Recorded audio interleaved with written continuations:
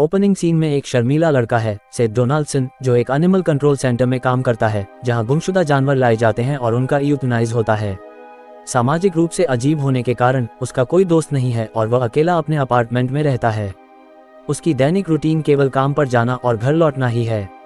एक दिन जब वो मेट्रो बस से घर जा रहा होता है, तब उसे उसकी पुरानी हाई स्कूल की क्लासमेट हॉली गार्लिंग को पहचान लेता है, जिसे उसने हमेशा से क्रश किया था। उसने उससे बात शुरू की, लेकिन उसमें इतनी हिम्मत नहीं थी कि उसे डेट पर बुलाए। घर लौटकर सेथ ने हॉली की सोशल मीडिया पर जानकारी कलेक्ट करनी शुरू की, विशेष रूप से उसकी लाइक्स, डिसलाइक्स, हॉबीज, यात्रा, व्यायाम और मजाकिया लोगों के बारे में। अगले दिन काम पर उसने एक सिक्योरिटी गार्ड नेट से सलाह मांगी, जो उसे आत्मविश्वासी होने और हॉली के पास जाने की सलाह दी। सुनकर सेथ ने एक प्लान बनाया हॉली के साथ एक रेस्टोरेंट में मुलाकात करने का, जहां वो वेट्रेस की नौकरी करती है। जानते हुए कि उसको संगीत और कॉन्सर्ट पसंद है, उसने उसे टिकट ऑफर किया अपने साथ जाने के लिए, लेकिन हॉली को बहुत अनअच्छा लगा और उसने उसे शिष्ट रूप से इनकार कर दिया। उस रात हॉली घर लौटकर अपने रूममेट और बेस्ट फ्रेंड क्लेयर से सेथ के बारे में बात की। उनकी बातचीत के बीच में उसे एक शराबी फोन कॉल आता है उसके एक्स बॉयफ्रेंड एरिक का। जब हॉली महसूस करती है कि एरिक नशे में है, तो उसने कॉल काट दी। अगला दिन उसे उसके वर्क प्लेस पर एक फूलों का बुके मिलता है, जो उसने सोचा कि एरिक से आया है। इसी वजह से वो उस बार में जाती है जहां एरिक काम करता है। पता नहीं चलता कि सेथ उसके पीछे है। हॉली फिर एरिक से बात करती है, कहती है उसे कोई और कोशिश मत करो, सब खत्म है उनके बीच। लेकिन वो अब भी माफ करने का मौका चाहता है। थोड़ी देर बाद हॉली बाहर जाकर सिगरेट पीने जाती है और तब सेथ उसके पास आता है। उसने अपने दिल की बात कहने की कोशिश की, लेकिन जब वो आक्रामक होने लगा तब फेल हो गया। एरिक उसको पीट देता है और बाहर फेंक देता है। हालांकि सेथ चोट खाता है, लेकिन उसे हॉली की डायरी चुरा लेने में कामयाबी मिलती है, जो उसने जमीन पर गिराई थी। उसने फिर कुछ दिन उसकी डायरी पढ़कर गुजारे, जिसमें हॉली अपनी डेली लाइफ की बातें लिखती थी। इससे उसने और ज्यादा हॉली के बारे में जानकारी हासिल की। एक दिन काम पर सेथ का ध्यान एक रिस्ट्रिक्शन पर गया। एक बंद हुआ बेसमेंट दरवाजे में एक पुराने हिस्से में जानवर नियंत्रण शेल्टर में। इंट्रीग्ड, वो एक फ्लैशलाइट पकड़कर नीचे जाता है, सिर्फ एक चक्र देखता है जो एक गुप्त कमरे में ले जाता है। ये जानकारी उसे एक विचार से प्रभावित करती है और उसे एक लोहे की पिंजरा बनाने का फैसला करता है। और उसके अलावा वो चोरी से एक एनेस्थेटिक दवाई चुरा लेता है, जो नुकसान वाले जानवरों को शांत करने के लिए इस्तेमाल होती है। पहले तो उसने अपने आप पर दवाई का परीक्षण किया, जिसके कारण वो कुछ समय के लिए बेहोश हो जाता है। जब वह जाग जाता है तो कहता है, डैम, वो तो काफी अच्छा था। एक शाम सेथ चुपके से हॉली के घर तक पीछा करता है, अंदर घुस जाता है और उसे एनेस्थेटिक दवाई से नशे में डाल देता है। उसके बाद उसने उसे एक बड़े डिब्बे में पैक करके अपने काम के गुप्त कमरे में ले जाता है। जानवर क्लिनिक पर पहुंचते ही उसे नेट रोकता है, जो डिब्बे के मालिक के बारे में जानकारी लेता है। सेथ उसे बचाने की कोशिश करता है, कहते हुए कि यह एक आपातकालीन वितरण है। तभी हॉली अंदर हरकत करती है, आवाज बनाते हुए।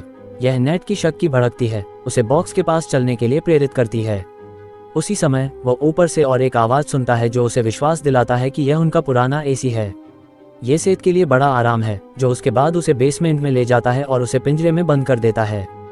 थोड़ा समय बाद हॉली अपनी होश में आती है और हैरान होती है खुद को वहां पाकर। वो चिल्लाती है छोड़ी जाने के लिए, लेकिन उसकी आवाज सुनाई नहीं देती। इस नतीजे में उसके पास रहने के लिए कोई और चॉइस नहीं होती है। वो पूरी रात अंधेरे में वहां बिताती है। अगले दिन सेथ उसे कुछ खाने की और एक बेड पेन के साथ मिलने आता है। वो छुट्टियां मांगती है छोड़ी जाने के लिए, लेकिन उसने कहा कि उसने उसको बचाने के लिए पकड़ा है, नुकसान पहुंचाने के लिए नहीं। सेथ फिर चला जाता है, हॉली को कुछ अगले दिनों के लिए अकेला छोड़कर। जब वो लौटता है तो वो पहले से ही कमजोरी से व्यग्र है। उसने उससे और कुछ खाने और पानी दिया है, फिर उसे फिर से अकेला छोड़ दिया। बेसमेंट से बाहर चलते समय नेट उसे पकड़ लेता है और पूछता है कि वह रिस्ट्रिक्टेड एरिया में क्यों गया था, लेकिन सेथ झूठ बोलकर बच जाता है। दिन के धीमे गुजरने के साथ हॉली अपने बंधन के समय को अपने कल्पनात्मक पुराने रूममेट से बात करके नए मामले में अनुकूल करती है।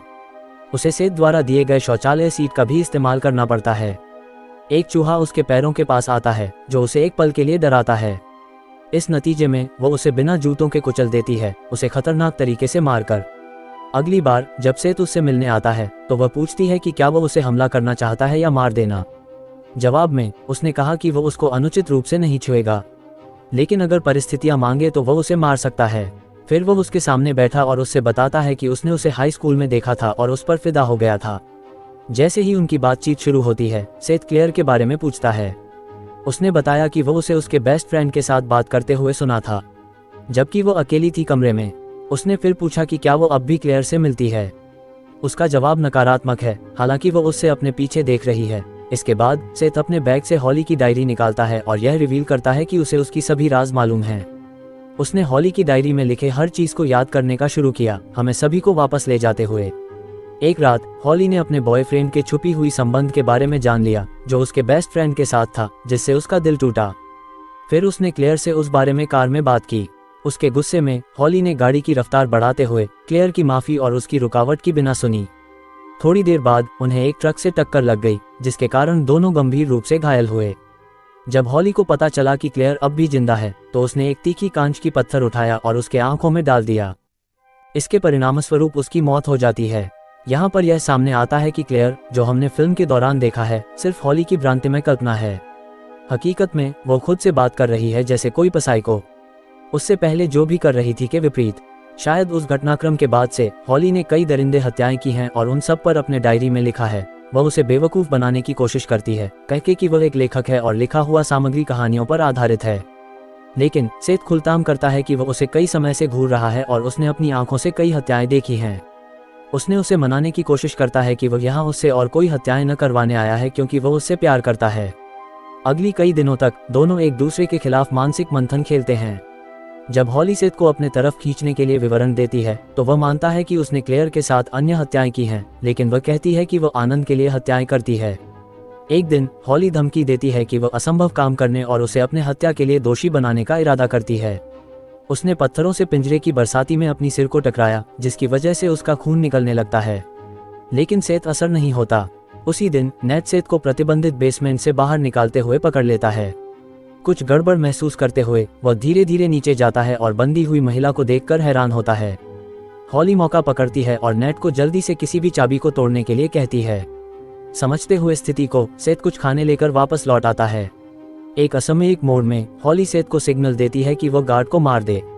उसने नेट का ध्यान भटका दिया और सेथ को पीछे से हमला करने के लिए काफी समय दिया।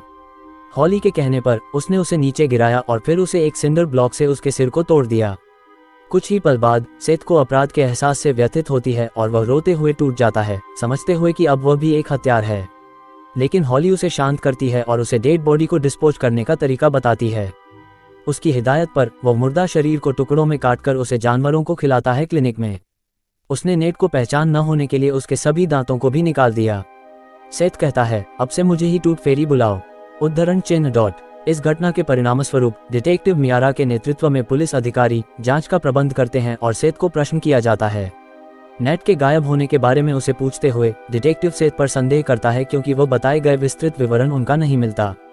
अगले कई दिनों में हॉली सेथ के दिमाग का आगे बढ़ने वाला निपटारीन करता है, कहकर कि वो दोनों प्रेमी बने हैं, क्योंकि उन दोनों का एक ही आनंद है, लोगों को मारने में। उसका ध्यान उसकी दिमाग के खेल में नहीं गिराने की कोशिश करता है, लेकिन वह उसे मुश्किल बनाता जाता है। वह उसे प्यार से बात करता है और उसे बहकाने की कोशिश करता है, अपने चालबाजी के एक हिस्से के रूप में। एक समय पर वह उसे ब्लैकमेल करती है कि वह अपनी प्रेम की प्रामाणिकता को साबित करने के लिए एक उंगली काट कर दिखाए। सेथ सख्त रूप से मना करता है और चला जाता है। तभी हॉली घोषणा करती है कि वह सिर्फ एक पालतू जानवर है उसके लिए और उसे दोबारा कभी लौटकर नहीं आना चाहिए। सेथ फिर से बाथरूम की तरफ जाता है, जहां उसने अपनी फ्रस्ट्रेशन को सामने लाने की कोशिश की कि वह क्या करे। थोड़ी सोच विचार के बाद वह बेसमेंट में लौट कर आता है और अपने प्यार के लिए अपनी उंगली को कुर्बान करने से सहमत हो जाता है। उसने फिर उस दुखदायक प्रक्रिया को आगे बढ़ाया जो उसे बहुत दर्द देता है। बिना किसी विकल्प के वह दरवाजा खोल देता है, अंत में उसे छोड़कर। इसके बाद वह उसे दीवार के साथ धक्का देती है और कहती है कि अब वह मानती है कि वह उसे प्यार करता है। वह उसे किस भी करती है, लेकिन स्थिति एक असामान्य मोड़ लेती है जब हॉली अपना भयानक रूप दर्शाती है और उसके गला काट देती है। फिर उसने आगे बढ़कर दिखाता है कि हॉली फिर से एरिक के साथ है। हमने ये भी जाना कि उसकी कल्पनात्मक घटनाएं उसकी डायरी से एक वैनिटी प्रेस द्वारा छपवाई जा रही हैं। एक सुबह एरिक को एक अनजानी लड़की से एक संदेश मिलता है जिसे हॉली देखती है। उसे ये समझ में आता है कि वह उसे फिर से धोखा दे रहा है, लेकिन वह उसे नुकसान नहीं पहुंचाना चाहती। उसी दिन वह एक छोड़ दी गई वेयरहाउस की तरफ जाती है, जहां यह पता चलता है कि वह सेथ को उसी पिंजरे में बंद करके रखा है। वह अब भी जिंदा है, लेकिन भयानक रूप से नष्ट और सहमी हुई है। वह उसे शुक्रिया अदा करता है कि उसने उसे अपनी हत्या करी भावनाएं पूरी करने की अनुमति दी। उसने कहा कि सेथ ने सच में उसे बचा लिया, जैसे उसने अपनी कुर्बानी के थरू वादा किया था। फिल्म शुरू होती है जब दोनों एक दूसरे के हाथ पकड़ते हैं और हॉली अपना प्यार उससे कहती है। और हाँ, हमारे चैनल को सब्सक्राइब करें और ऐसे और वीडियो के लिए बेल आइकन को दबाएं।